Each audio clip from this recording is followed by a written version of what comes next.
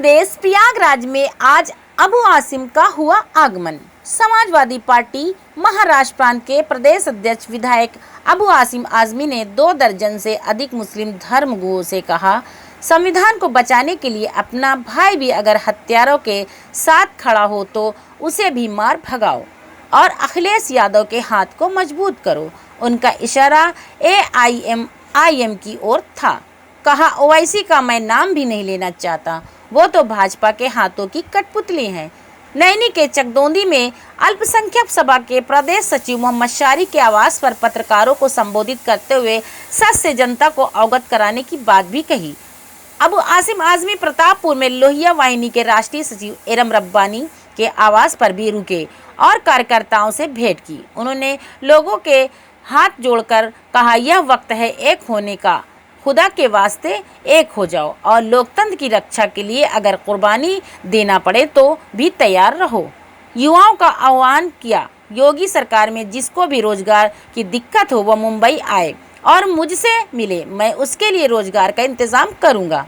अबू आसिम आजमी ने भारत को एक दुल्हन करार देते हुए कहा कि एक दुल्हन की 2 आंखें हमारे हिंदू और मुस्लिम हैं, अगर एक आंख भी फूटी तो भारत की खूबसूरती पर दाग लग जाएगा। उन्होंने आजम खान को लेकर सवाल करने वालों पर भी हमला बोला। कहा, प्रज्ञा ठाकुर जैसी लोग बीमारी का बहाना बनाकर जेल से बाहर होकर सांसद हो सकती हैं तो आजम खान क्यों नहीं जेल से बाहर होकर हो सकते हैं। कहा, मैं राजनीतिक यात्रा पर ना तो आया हूं और ना ही मुझे अखिलेश यादव ने यहाँ भेजा है, लेकिन मैं आप लोगों से यह अपील करता हूं कि यूपी में अखिलेश यादव को वोट देकर यूपी का मुख्यमंत्री बनाइए।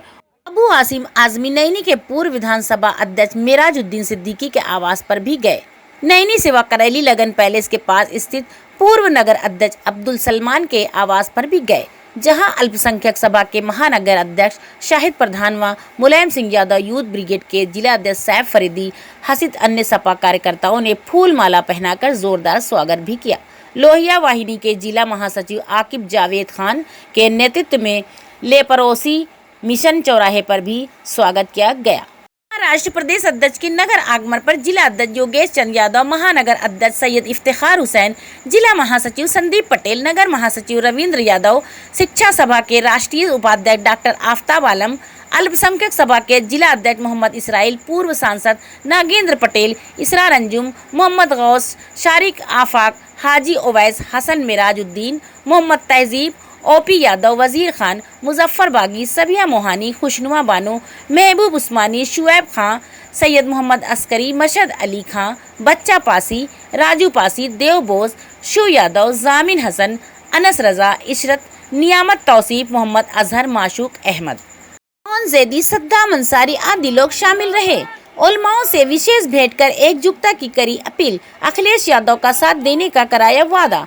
नैनी जामा मस्जिद के पेश इमाम सूफी यूसुफ, हाफिज इरफान, हाफिज शकील, हाफिज शाहिद, चांद बाबा, दीन मोहम्मद वारसी, हाफिज आदिल, हाफिज फैसल मौलवी, आलिम साहब, हाफिज आलम आदि से मुलाकात कर AIMIM से सावधान रहने और वोट के बिखराव को रोकने के साथ समाजवादी पार्टी की सरकार बनाने का आह्वान किया।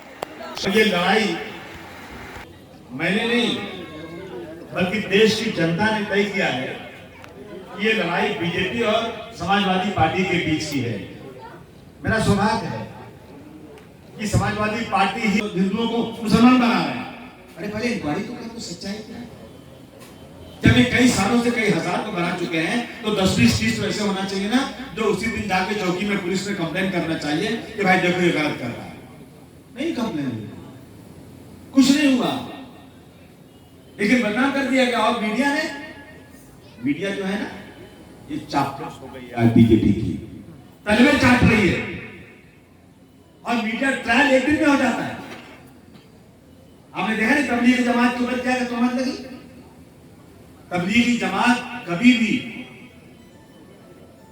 किसी राजनीतिक पार्टी के साथ खड़ी नहीं होती। वो कहती है मैं आसमान के ऊपर और जमीन के नीचे की बात करता हूं, दुनिया में इंसान को किस तरह रहना चाहिए ताकि मरने के बाद उसको अल्लाह ताला उसको जन्नत देगा या दोजख देगा। मैं इसको समझाना चाहता हूँ। मैं समझता हूँ कि हर व्यक्ति को जो भारत के संविधान को चाहता है, जो रियल में चाहता है कि समाज के आखिरी आदमी को इस देश में रोजी रोटी मिले, तो सबको खड़े हो जाना चाहिए बीजेपी के खिलाफ। आज आपने हालत देखा बीजेपी क्या कर रही है। हमारा बांग्लादेश हमारे सामने कोई हैसियत नहीं रखता है, नहीं बांग्लादेश का जीडीपी बढ़ रहा है, हमारा घट रहा है। पीछे करो मोबाइल। लाशें गंगा जमुना में बह रही हैं, ऑक्सीजन नहीं मिल रही है, और जो बोल रहा है उसको जेल भेज दिया जा रहा है। इन चीज़ों को देखते हुए लोगों को इकट्ठा होना चाहिए, और लड़ाई जो है आपकी बात समाजवादी पार्टी और बीजेपी की है, तो समाजवादी पार्टी के तमाम लोगों को इकट्ठा होना चाहिए, और जो हमारी गंगा जमुनी तहजीब को बर्बाद करना और हमारे आम हिंदू भाइयों में मुसलमानों को बदनाम करना, कि आतंकवाद हो या धर्म परिवर्तन हो या देशद्रोह हो, इन चीज़ों में मुसलमानी सबसे आगे है।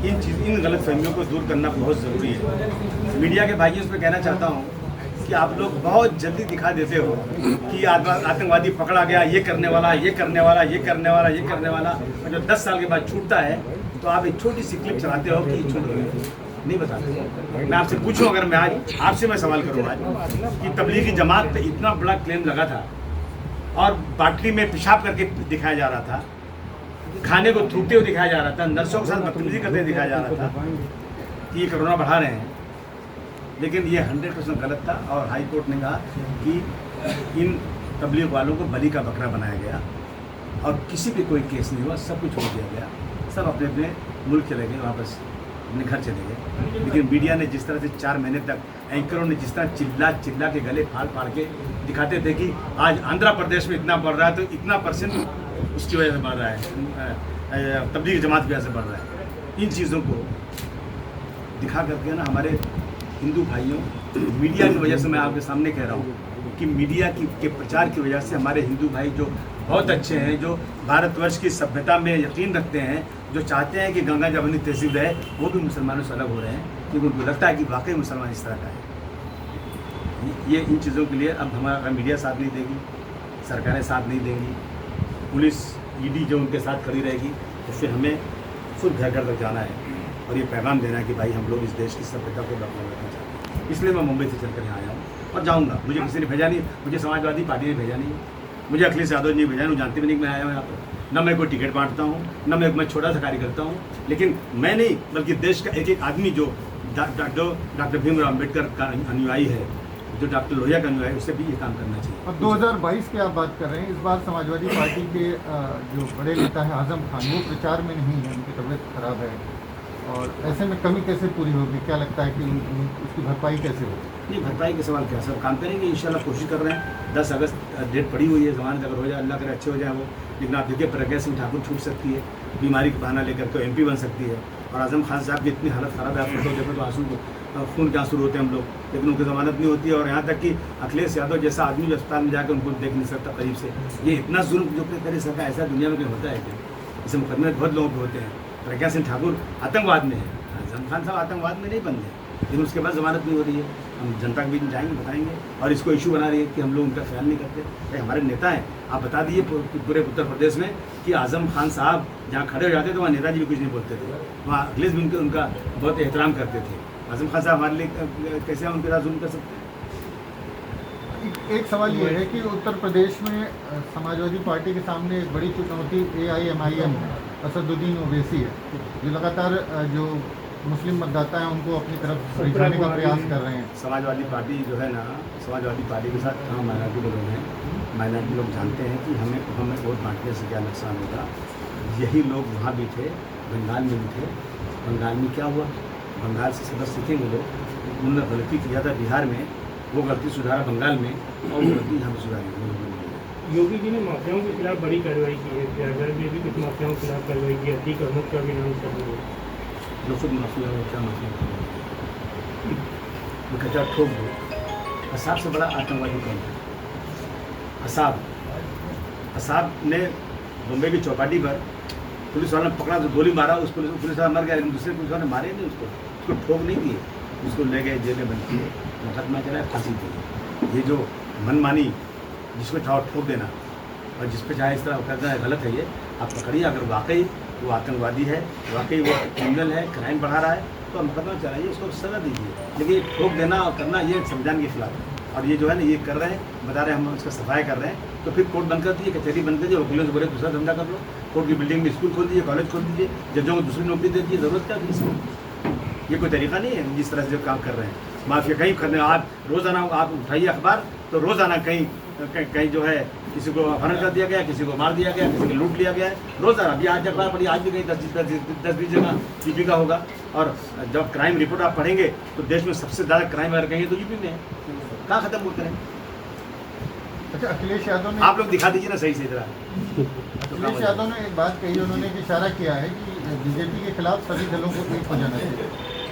तो मैं भी कह रहा हूँ इसलिए कि बीजेपी के लोग भारतवर्ष के संविधान को जाना चाहते हैं, जिस गांधी जी ने, जिस जवाहरलाल नेहरू ने, जिस मौलाना अबुल कलाम आज़ाद ने, जिस डॉक्टर भीम अम्बेडकर ने इस देश को आज़ाद कराने के लिए किया, और जो लोग आज़ादी के खिलाफ थे, जो लोग अंग्रेज़ों के तलवे चाट रहे थे, वो लोग आज जो है सत्ता में है, तो उनको रोकना तो ज़रूरी है। जो लोग इस देश से मोहब्बत करते हैं उन सबको इकट्ठा हो जाना चाहिए और उनको हराना चाहिए। बीजेपी कांग्रेस ने 70 सीट ले लिया बिहार में, और जाकर के घूमते रहे हिल स्टेशन पे, लड़ाई नहीं लड़ी। लेकिन मोदी जी कितनी मेहनत करते हैं, कितने मेहनत मानना पड़ेगा। दुश्मन भी कहता है कि बहुत भाग दौड़ करते हैं, और ये लोग जो बैठे हैं तो इन सबको एक साथ में जाना चाहिए और सीटों पे लड़ाई नहीं करना चाहिए। देख लिया कि बंगाल में क्या सीट चुन के आए कांग्रेस की, क्यों वहाँ जाके उनके साथ खड़े हो जाना चाहिए। जब मजबूत हो जाएगा तो लड़िएगा आगे आगे, सबको साथ देना चाहिए अखिलेश जी का। तबलीगी जमात की बात की आपने, कि तबलीगी जमात की ये दिखाया गया, वो दिखाया गया, तो इसकी जिम्मेदार क्या सरकार है या फिर मीडिया है? आप मीडिया को बता रहे हैं। सरकार है तो मीडिया क्यों दिखा दी बार बार? मीडिया ट्रायल क्यों करती है? आपने जितना दिखाया मीडिया ने, आपने देखा ना, मैं लाइए आपकी जितने टीवी वाले हैं आप उनका खोल के देखिए कि कई 1-2 दिन नहीं, 3 दिन 4 दिन नहीं, कंटिन्यू कुछ महीने तक चिल्लाते रहे। एक चौरसिया है, कैसे चिल्ला रहा था, किस तरह चिल्ला रहा था, कितने टीवी वाले। और उसके बाद जब छूट गए कि ये बलि का बकरा बनाए तो भी ज़रा उतरे दिन दिखा देते, तो मैं समझता ठीक है। तो मैं समझता हूँ कि जो सरकारें करती हैं, जो जुल्म होता है उसका प्रचार कौन करता है? ज़रा मीडिया ही करती है। मीडिया चाहे हीरो से ज़ीरो बना दे, ज़ीरो को हीरो बना दे। आप इसको दिखा दिए, अबू आसिम आए थे, अब बहुत अच्छा भाषण दिए, सब इकट्ठा हो गए। अच्छा होगा आप इसमें दिखाएंगे कि अबू आसिम ने, अब नाम नहीं बोलूँगा इधर, उसके खिलाफ बोला, उसको आप चला देंगे ताकि उसका काम बन जाए। ऐसा मत कीजिएगा। अच्छा, योगी सरकार ने जनसंख्या नियंत्रण कानून लाया है उत्तर प्रदेश के हालात, खास करके जनसंख्या नियंत्रण को लेकर। योगी जैसे जिम्मेदार 7 भाई बहन हैं वो लोग, क्यों बढ़ा दिए उन्होंने, कर दिए। जनसंख्या प्रॉब्लम नहीं है। एक ज़माना था इस देश में राशन नहीं मिलता था, इंपोर्ट होता था। हम लोग छोटे छोटे थे ना, तो राशन की दुकान से राशन मिलता था, और चीनी और शक्कर लेना है तो जाकर नेताओं को पकड़ते थे, तहसीलदार पकड़ते थे, तो 2 किलो 5 किलो शक्कर मिलती थी। आज हमारे पास इतना ज़्यादा खाने को है, इतना ज़्यादा खाने को है कि कई हज़ार टन कीड़े मकोड़े चूहा खा जाते हैं। हमारे पास पैदावार है, हमारे पास मैनेजमेंट की कमी है। हम लोग जो है ना, आज अगर इसमें आप अल्लाह ताला भगवान ने जितनी औरतें पैदा करते हैं उतने आदमी पैदा करते हैं। दुनिया उसने बनाई है, आदमी को बनाया उसके खाने के लिए, उसके रहने के लिए सब चीज़ें दिया। योगी ने नहीं दिया या किसी नेता ने नहीं दिया, ये अल्लाह ने दिया हुआ है। अल्लाह की आबादी है। फिर भी अगर ऐसा लगता है तो करो, मुझे कोई एतराज़ नहीं है। लेकिन याद रखना इस बात को कि जापान में बहुत इकोनॉमी बढ़ रही है, उनके पास उनके नेशनल नहीं है, बहुत कम है, तो कहते हैं जल्दी जल्दी और शादी करो और बच्चे पैदा करो। चाइना ने 1 बच्चे की बात किया था, अब कह रहा है 3 बच्चे पैदा करो, क्योंकि सब बूढ़े हो गए, जवान है ही नहीं उनके पास। जाइए आप यूरोप में जाइए, बच्चा पैदा होते ही आज सरकार आती है, पैसा देती है और कहती है इस बच्चे की देखभाल सरकार के जिम्मे है। मैं गया था, मेरे भाई के बगल के घर में एक बंगले में 2 बच्चा पैदा हुआ था, और घर वाले बच्चे को आया के पास छोड़कर चले गए थे सिनेमा देखने, और आज सरकार आ गई, दोनों माँ बाप को जेल भेज दी कि इस बच्चे को छोड़ा कैसे, क्योंकि वहाँ बच्चे को बढ़ाना चाहते हैं। और जितने अमीर लोग हैं ना, जिनके पास 100 कमरे घर है ना, वो तो 1 बच्चा पैदा करते हैं, और जितने गरीब लोग हैं उनके पास 7-8 बच्चे हैं। जो कि गरीब ही थे, गरीब तो साथ है, अभी अमीर हो गए। आप देख रहे हैं खबर प्रयागराज से असबाबे हिंदुस्तान की।